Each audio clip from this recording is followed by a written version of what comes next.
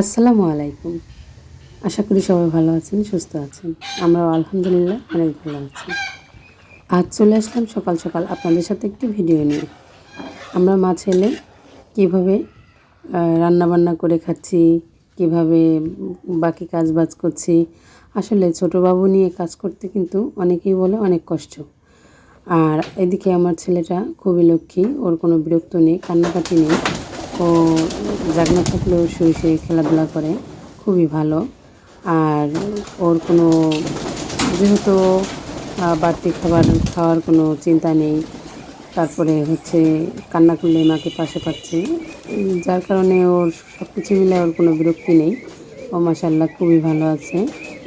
আর আমি এখানে কাজ করছিলাম যে বিছনায় রেখে, ও বিছনায় শুয়ে শুয়ে খেলাধুলা করছে। আমি এখানে আমার এই কবুতরগুলো ছাড়ছি। আর আমার বিশেষ করে সকালবেলা এই কবুতরের খোপটা ছাড়তে শুনে আমার মনটা খুব ভালো হয়ে যায়। আমার খুবই ভালো লাগে। আমার অনেক দিনের একটা শখ ছিল কবুতর পালার, কিন্তু শখটা পূরণ হয়ে ওঠেনি।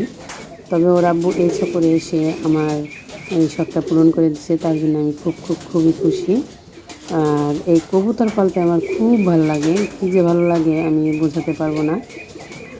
আমাদের এক মামা, সে আমাদের 6টার মতো কবুতর দিয়েছিল।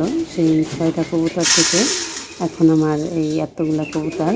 মাশাআল্লাহ আমার কবুতরগুলোও খুবই ভালো, কারণ ওরা প্রতি মাসে বাচ্চা দেয়। অনেকেই শুনি যে কবুতর পালে বাড়ে না, কিন্তু মাশাআল্লাহ আল্লাহ দিলে আমার খুবই ভালো হচ্ছে।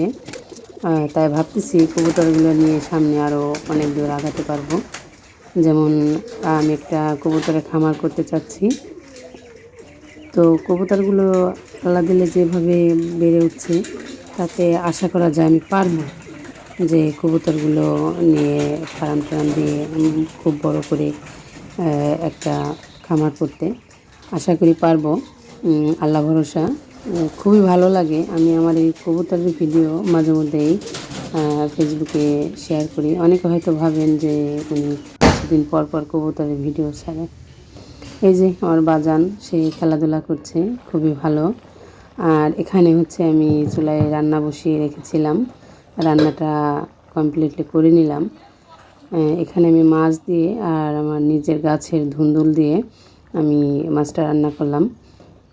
কারণ যেহেতু গ্রামের বাড়িতে থাকি, বাড়ির সবজি খাবো, এটাই স্বাভাবিক। আর আমার বেশিরভাগ সবজি এখন বাড়ি থেকেই খাওয়া পেয়েছে, কারণ যেমন বেগুন, তারপর হচ্ছে পুঁই শাক, তারপরে ধুন্দুল, চাল কুমড়ো, এইসব এখন আমার বাড়িতেই। যেহেতু গ্রামের বাড়িতে থাকলে এতটুকু সবজি যদি খেতে না পারি, তাহলে আর কী করে খাবো বলেন। তো আজ এই পর্যন্তই। সকলে ভালো থাকবেন, সুস্থ থাকবেন, সে দোয়াই করি। আমি আরও একটি রান্না করব, সেটা হচ্ছে কলা। যেহেতু আমি অসুস্থ, আর প্রতিটা রুগীর খাবার, সুস্থ হওয়ার জন্য খাবার হচ্ছে কলা আর পেঁপে। এটা কমন খাবার, যে সিজারের পরে কলা আর পেঁপে তরকারিটা খুব বেশি চলে। আর খেতে খেতে অভ্যাস হয়ে যায়, অনেকেই বলে ভালো লাগে না।